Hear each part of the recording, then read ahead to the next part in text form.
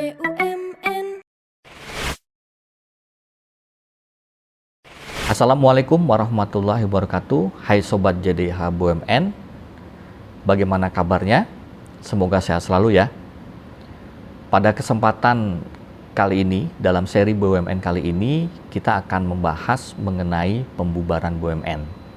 Pembubaran BUMN ini diatur di dalam pasal 64 Undang-Undang 19 tahun 2003 tentang BUMN dan juga di dalam PP 45 tahun 2005 tentang pendirian, pengurusan, pengawasan, dan pembubaran BUMN. Sesuai dengan ketentuan-ketentuan tersebut, Sobat JDH, pembubaran BUMN adalah pengakhiran persero dan perum yang ditetapkan dengan peraturan pemerintah. Nah, Sobat, karena BUMN itu didirikan dengan peraturan pemerintah, maka pembubaran BUMN pun harus dilakukan dengan peraturan pemerintah, yang artinya harus disetujui oleh Bapak Presiden. Untuk yang pertama, Sobat JDIH BUMN, kita akan membahas mengenai pembubaran persero.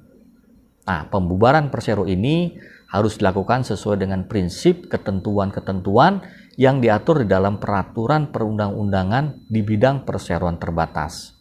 Karena persero ini adalah perseroan terbatas. Pembubaran persero ini itu dapat dilakukan karena keputusan RUPS ataupun bukan karena keputusan RUPS. Nah, kita bahas yang pertama Sobat JDH ya. Proses pembubaran persero karena keputusan RUPS itu diawali dengan keputusan RUPS yang menyatakan pembubaran persero tersebut. Setelah itu kemudian dilakukan pengkajian bersama antara Menteri BUMN dengan Menteri Keuangan. Nah, di dalam pengkajian bersama ini itu dapat juga diikutsertakan Menteri Teknis atau Menteri Pimpinan instansi lain yang diperlukan dengan atau tanpa menggunakan konsultan independen. Nah, setelah pengkajian ini dilakukan, usulan pembubaran persero kemudian disampaikan oleh Menteri BUMN kepada Presiden dengan disertai dasar pertimbangan dan juga rancangan peraturan pemerintah mengenai pembubaran persero. Kemudian yang kedua, Sobat JDH BUMN, terkait dengan pembubaran persero bukan karena keputusan RUPS. Di sini Menteri itu dapat langsung mengajukan rancangan peraturan pemerintah mengenai pembubaran persero kepada Presiden.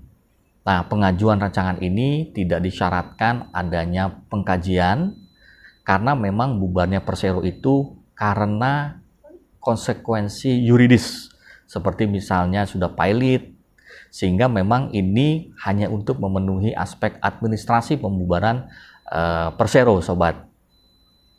Selanjutnya kita akan bahas pembubaran perum. Nah, Sobat JDH BUMN, sesuai dengan pasal 83 Peraturan Pemerintah Nomor 45 Tahun 2005, perum itu bubar karena 5 hal, Sobat. Yang pertama memang ditetapkan dengan peraturan pemerintah berdasarkan usulan menteri. Yang kedua, jangka waktu dari perumnya sendiri memang sudah berakhir. Yang ketiga, karena penetapan pengadilan.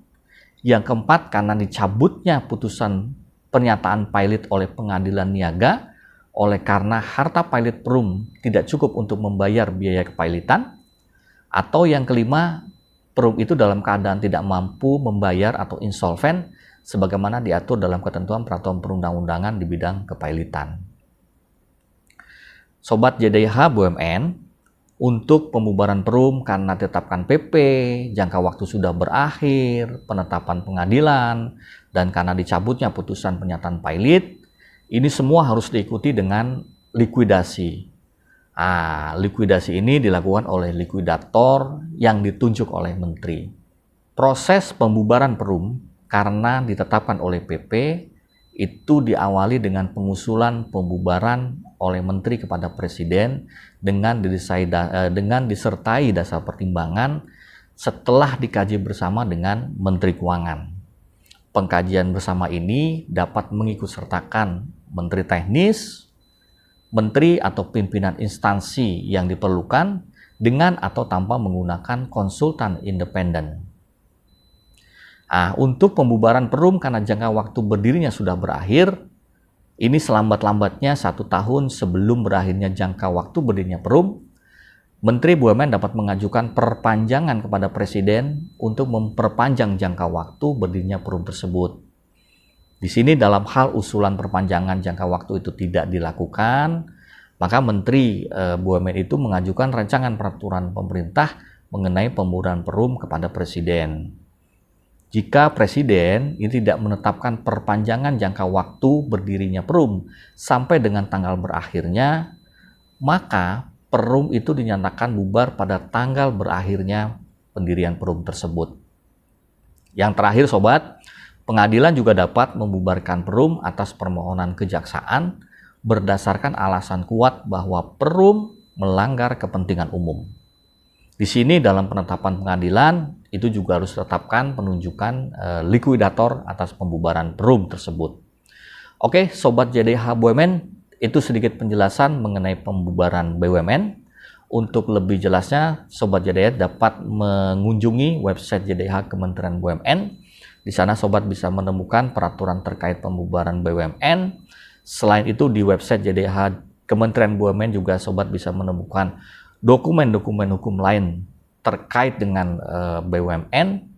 Dan jangan lupa Sobat bisa cek dan follow sosial media JDH Kementerian BUMN, karena Sobat bisa menemukan update-update terbaru terkait dengan dokumen hukum dan juga info-info mengenai BUMN.